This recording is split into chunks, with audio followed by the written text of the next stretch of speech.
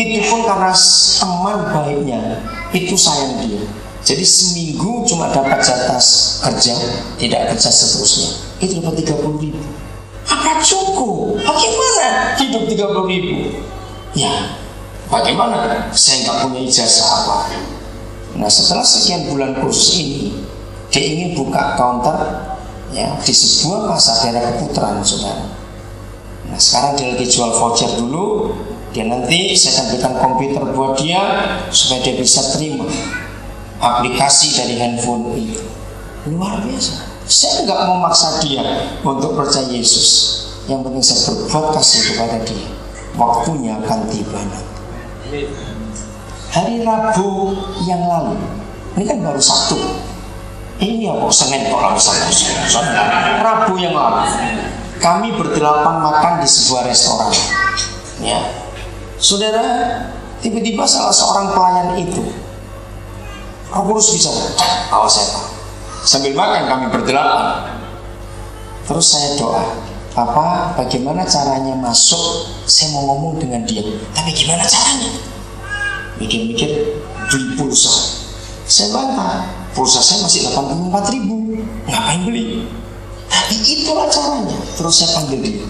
Saya bilang, Dek, kamu tahu gak di mana jual pulsa? Ada di kios itu. Berapa sih harganya? Coba kamu tanya. Soalnya pas dia jalan ke sana, saya ngikuti dengan tujuan supaya dia nggak pernah balik. Saya kasih uangnya, walaupun lebih nggak apa-apa. Nah, waktu saya kasih uang, ajak dia belum sampai kios. Saya bilang, namamu siapa? Herman. Kamu punya nomor telepon? Punya. Tulis ya, nanti kasih saya sambil bawa pulsa. Sampai tadi malam saya mesti kontak dia. Dia berasal dari daerah Jawa Timur, dari Pati. Saudara, dia merantau, dia anak orang miskin. Dia baru sebulan kerja di tempat itu. Saya kontak dengan dia hampir tiap hari saat di Rabu itu. Saya sedang berbuat kebajikan untuk dia.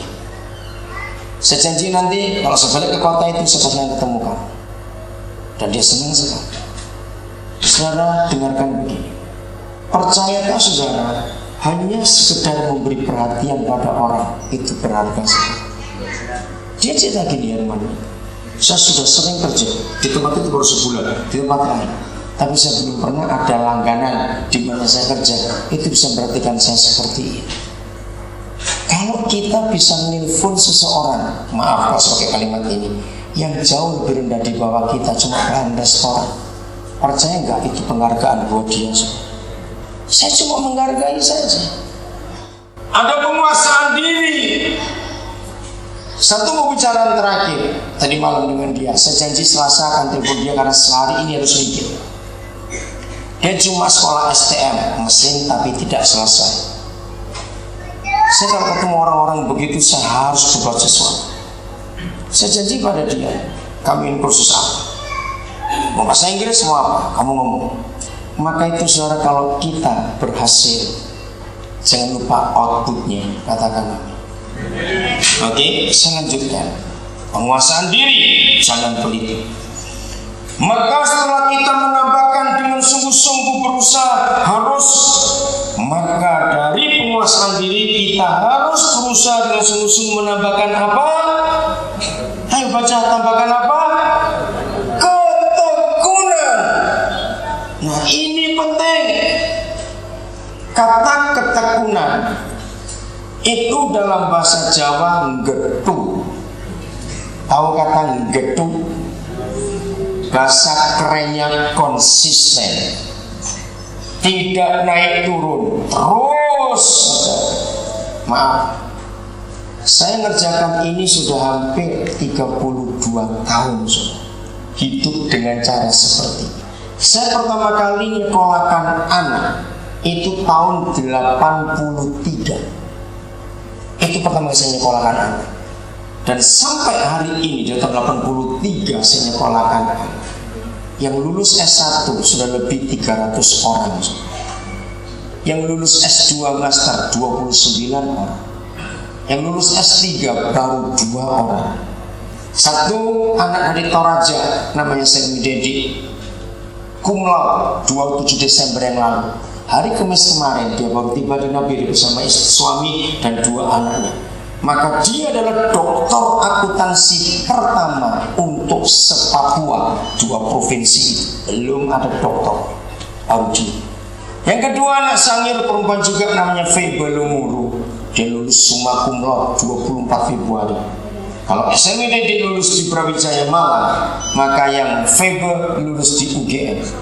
Sekarang dia di Timor Leste, dia lulus dia ngambil jurusan fakultas Sospol, dia senang politik, anak ini hebat. Tapi untuk S3-nya dia ngambil politik lingkungan. Sekarang dipakai oleh pemerintah Timor Leste. Saya bersyukur untuk itu. Yang kuliah S3 doktor masih ada 2 orang. Satu dokter Simamora meneliti malaria, tahun ini akan selesai di Brawijaya. Yang kedua Maksi Parengkuan, dia teknik kelautan jurusan racun-racun atau toksikologi di IPB Bogor.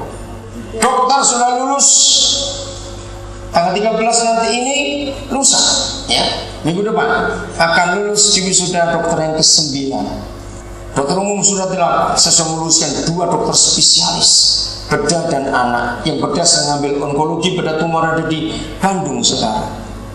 Dan yang kuliah kedokteran spesialis masih ada 4 orang. Radiologi 1 ada di UNER Surabaya, 2 ada di Malang internis, 3 di UGM ortodontis, yang keempat UGM juga spesialis anak.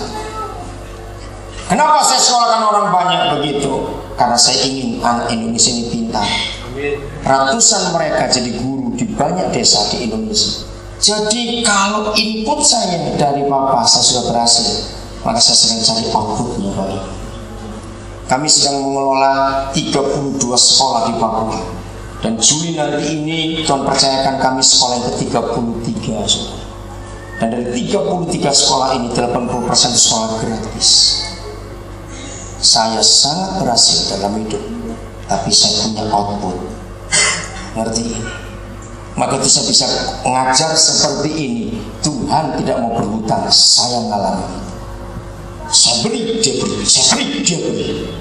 Maka itu sudah penguasaan diri.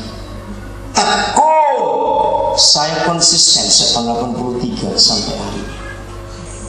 Dan saya akan lanjut entah sampai umur berapa saya, terserah Tuhan mau bisa berapa panjang umur. Istri saya istri yang luar biasa. Coba saya salah kawin, bubar ini semua. Istri saya itu istri yang gak pelit. Luar, bayangkan hidup kami itu hanya untuk orang lain, untuk orang lain. Wah, saya bangga dengan istri saya yang luar biasa. Orang yang tahu kami selalu memuji istri saya. Karena istri saya itu hebat. Perempuan mana mau kami dengan orang kaya saya, uangnya keluar terus, nggak pernah berhenti. Dalam perjalanan saya di Surabaya tadi ke sini saya harus berhenti di 3 bank karena urusan itu. Saya punya 4 bendahara, saya nggak sanggup ngurus sendiri. Ratusan orang yang harus diberkati dalam hidup. Saya punya sekolah di Sulawesi Tengah, Sukuan. Kami ada anak-anak di sana hebat. Ini nanti bulan Juli kami akan buka sekolah di Jambi, TK. Ada orang-orang yang minta Juli nanti ini. Tadi saya ke sana, pendaftaran sudah berjalan. Tadi saya kirim uang untuk buat bangku TK. Mulai bayar tukangnya itu. Ayo kita memberkati. Secara logika, kalau orang punya 33 sekolah, itu kaya bukan? Uang berapa masuk? Saya memang orang kaya, cuma gak kentara saja. Berarti kata-kata ini, sebab sekolah itu 80% sekolah gratis.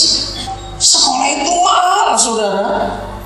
Tapi buktinya, karena Tuhan gak mau mengutang, gak mau berhutang, maka itu tekun, harus konsisten. Katakan amin.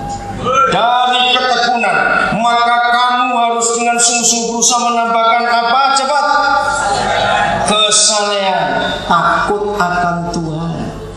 Nah, justru baru yang tingkat ini ada urusan rohani. Saya heran lihat Bapak kita. Justru yang rohani ditaruh nomor berapa?